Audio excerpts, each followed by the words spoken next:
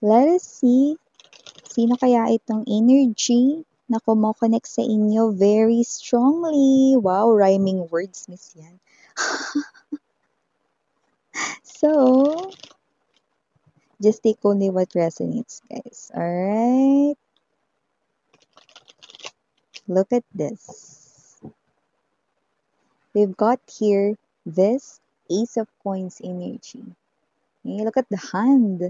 It looks like this person here is not hesitating to offer you something, no? And with the Ace of Pentacles energy, this is something here like a commitment, no? That's the vibe that I'm picking up. This is something here that's solid. I'm getting that whoever this energy is, kamay pa lang yan, mga mahal, no? Pero parang may energy rito, no? Nagagawin niya ang lahat for you. This person here will not let you do anything that is hard, no? So, siya yung gagawa nun for you, no? And this person here is someone who's very faithful. So, kung hanap mo ay yung hindi nangangaliwa at nagloloko, dito ka sa taong ito. Yan. Kamay pa lang mga babes, no? Havena, Havena. So, let us see. Who is this person here? And what is definitely the situation na involved ka with this person. But definitely, someone who is stable and faithful. Okay.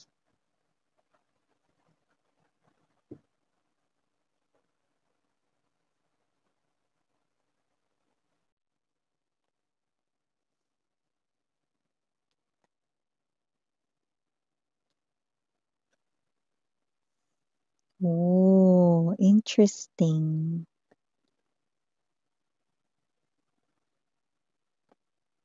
Ayun. Okay. Center of the reading is the Six of Coins. Three of Coins right in here. Yan. Yung energy niya nakadepende sa'yo. Yung nakita natin dito. Okay? Eight of Wands, Three of Cups. Okay. Pag nakikita ka niya, gumaganda araw niya. Yes. Yeah, look at that. The Ace of Cups. Okay. Anong sigla? Kapag ikay kanyang nakikita, we have the beautiful Six of Cups and the Nine of Coins.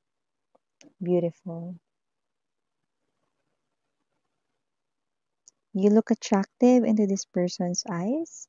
You are someone, this person here, no, ikaw ang may hawak ng kanya ritong heart. Whoever this energy is, I do see that this person right in here is someone who is in love with you.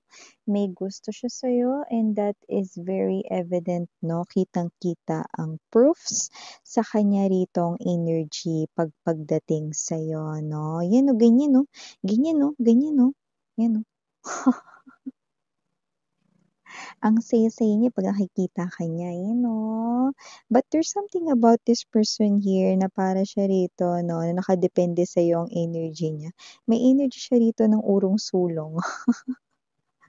May mga sitwasyon na kino-confuse mo daw siya sa mga actions na ginagawa mo 'no. So, I do see that this person here 'no, muntik na siya ritong sumuko sa'yo 'no. Sumuko rito na i-pursue ka, sukuan niya kayo rito 'no, kasi akala niya rito 'no, wala na siyang chance sa'yo. Kasi nga parang nako-confuse siya, eh, 'no, sa mga kinikilos mo, sa mga galawan mo. So, may gano'n siyang energy rito. Pero buti na lang talaga, muntik pa lang 'yun, hindi niya pa tinuloy. Nasukuan kayo because you are very attractive, you are very, alam mo 'yun 'no, walang makakapantay 'no, sa nakikita niya sa'yo, hindi niya ito makita sa iba. With the Queen of Cups energy, you look so stunning, you look gorgeous, sweetheart. You are someone here na babae, lalaki, LGBT, very responsible, family-oriented. You are someone here who is definitely someone who loves his or her own family. Nakikita natin dito, and this person sees higher level of commitment, Hierophant energy. This person here is seeing you as husband or wife material. So, wala tayong gender, babae, lalaki, LGBT, lahat ay welcome. And yes, no, wala tayo rito, no, na time period. So, pwedeng ito ay nangyari na sa iba nangyayari na ngayon, sa iba mangyayari pa lang. And yes, kung hindi mo pa alam, meron pa tayong other channel link down below sa description box na reading ni ito, Sweetheart. Kaya if interested, just click that link para mapunta kayo doon. And at the end of the day, lahat ay may free will na free mong gamitin anytime, anywhere. So, itong person na to, mga babes, na may energy na sometimes, no, iniisip niya rito, baka mabait ka lang sa kanya kasi sadyang mabait ka lang, okay? So, may energy rin siya rito na minsan naguguluhan siya rito. Kung gusto mo rin ba siya or hindi, no? So, may energy rito ng ganyan, okay? At mukhang meron din ditong energy, mga babes, no? Now, with this, Five of Swords, no? May urong-sulong, Two of Swords energy, urong-sulong kasi nga, hindi niya alam rito, no? Kung ito ba ay dapat niyang i-pursue or hindi. Kasi nga naman, with the presence of Three of Cups energy, baka mabait ka lang talaga, baka nakikita mo lang siya dito as friend, no? Or nakikita mo lang siya dito as someone, coworker, platonic, no? Ganyan lang, no? Pero yun nga, nako-confuse pa rin siya rito. Bakit? Kasi ganun talaga yung mindset ng taong may gusto sa'yo. Okay? Lahat ng actions na ginagawa mo, no, naiisip niya agad, meron siya agad na parang mga feedback, opinions about it, no? Gano'n talaga. Kaya parang lahat nagkakaroon ng meaning sa kanya. Meaning na puwedeng may gusto ka sa kanya, meaning rin na puwedeng wala. So, naguguluhan siya, nako-confuse siya. 'Yun ang lumalabas dito, no? Ayaw niya sana na parang, itigil ito, no, na kanya ritong pagpu-push ng kanyang emotions and feelings for you. Pero 'yun nga, no, siyempre at the end of the day, isinasang-alang pa rin niya rito, no, kasi this person here has lots of respect sa'yo. Paano nga naman kung mabait ka lang talaga, 'di ba? Paano nga naman kung talagang ganyan ka lang talaga, no, sa mga nakakasalamuha mong tao, no? You are someone here, no, having that kind of natural na behavior in you, personality mo, karakter mo, ganyan lang talaga, no? So, parang may energy siya rito, no, na hindi niya rin alam, 'no, kung ito ba na koneksyon na 'pag pinush niya ito, magkakaroon rito ng something na, magdi-deepen ang inyong bond, ang inyong samahan, ang inyong koneksyon. Hindi niya alam kasi nga, you are someone who's pure. When it comes to your energy, you are someone who's kind-hearted, you have this big heart as well, you are approachable, you are someone right in here, no, very generous, helpful, very caring, very nurturing, Queen of Cups energy, babae, lalaki, LGBT. Wala tayong gender, just take only what resonates. But this person here sees you as husband or wife material, no? Perfect companion for life, no? Or sa iba, tinatawag na future spouse ang nakikita niyang karakter or personality na tinataglay mo. I do see that this person here, no, may energy na dahil parang napapagod din siya, no? Nakikita natin dito, napapagod in a way na baka talagang friend lang yung tingin sa akin ni Collective, hindi na magbabago for life. Kaya parang may energy siya rito na muntik niya na itong isuko, parang okay lang. Ang importante nakikita ko si Collective na okay, masaya siya, yun na yun. But I don't think this person here, sinubukan niya ng mag-confess ng emotions and feelings sa'yo. Parang hindi pa. Kasi nga tinitingnan niya yung mga galawan mo, yung actions mo, kung may meaning ba ito na parang medyo positibo para sa kanya, no? Sa kanya ipupush. Tapos parang may situations din na parang nakikita niya na ay baka friend lang yung tingin sa akin ni Collective, uma-attract siya. So I do see that this person here, no, atras abante, okay? Or urong-sulong siya. And yeah, no, itong dahilan kung bakit siya gano'n, no?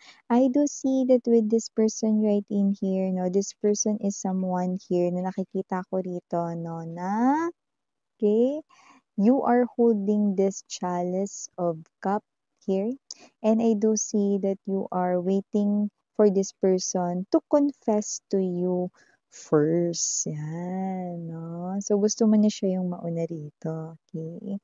So, may energy rito 'no, that you are someone here na, hindi ka masyadong nagpapa-obvious na may gusto ka sa kanya 'no, pero yes, nakikita ko na gusto mo rin 'tong person na 'to. You like this person here or you will definitely fall for this person 'no, from the looks of this. I do see 'no, na you will be best buds 'no, meaning to say maaaring maging,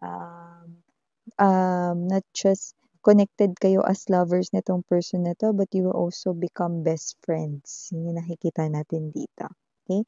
This person here 'no, may energy rin siya rito na kahit naguguluhan siya, kunwari parang may times na parang, gusto niya ng sumuko sa'yo, 'pag nakikita ka niya para na naman siya ritong hinahihibang.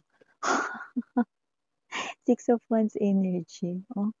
Siya yung klase ng energy 'no, na parang nakakita rito ng anghel na bumaba sa langit, gano'n yung pagkaka-describe niya or pagkakatingin niya rito sa inyo 'no. So, may energy siya rito 'no, that this person here is so in love with you, could be head over heels for you, and this person here could be waiting for some kind of actions, movements from you na magsi-signal sa kanya na huwag siyang tumigil at ituloy lamang ang kanya ritong pag-ibig for you. I do see that this person here is someone who really wants this deeper connections here with you. And kung sino man 'to, tingin ko 'no, by the time na yung energy na pasuko siya rito, saka ka rito parang gagawa rito ng parang pool of energy para mahatak mo siya rito 'no, para i-push niya pa rin ang inyong connection. So yeah, I do see that this person here is someone who's afraid na mawala talaga kayo 'no, sa kanyang life 'no. Natatakot siya na baka hindi niyo na rin siya rito pansinin, kaya siya nagkakaganito. Kaya yung iba sa kanila hindi pa nagko-confess kahit na mga babes 'no, itong person na 'to ay malaki ang pagkagusto sa inyo. But definitely kitang-kitang ebidensya na inoobserbahan nila ang kanilang, inoobserbahan nila ang galawan mo. Okay, meaning to say inoobserbahan nitong tao na 'to ang galawan mo at sa kung anong energy ang ipapakita mo, dun ko nakikita 'no, yung next move na gagawin nila. So, nakasalalay sa'yo 'no, ang kanila ritong paggalaw. So, nakikita ko dito nagbibigyan mo sila 'no, ng mga konting clues or hints 'no, na sila ay gusto mo din. So, nakikita ko na from there lalakas ang kanilang loob na magkaroon pa rin ng success rito sa inyong koneksyon. So, I do see na hindi siya rito titigil pero muntik na kasi akala niya wala na siyang chance.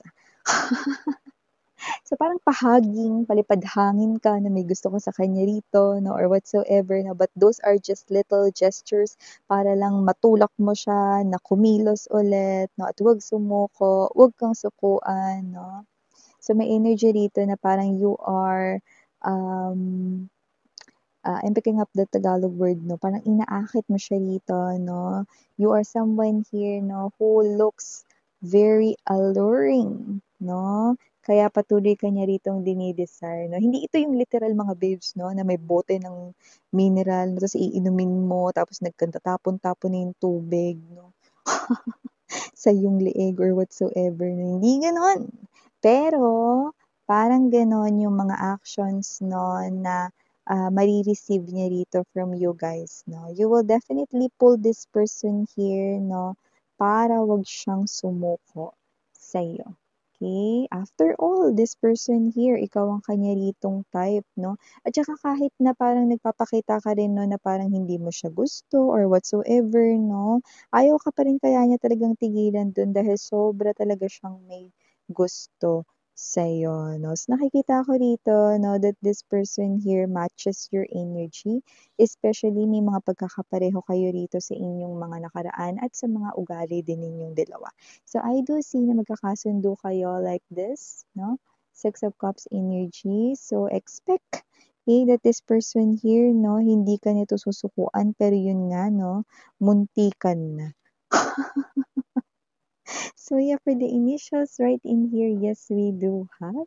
Unang-una na letter Y, no? Wala tayo, no, na capital letter na nakikita, no? Pero may mga letters, okay? Aside from letter Y, we have letter S. We also have here the letter B as in boy. Here then letter J. We also have here the letter N. Present then ang letter O at letter U. And last but not the least, we have the letter G. So yeah, these are all the messages we've got right here for you. Sweethearts, again, I'm Yuriana on Sarang Heyo Love and Light. And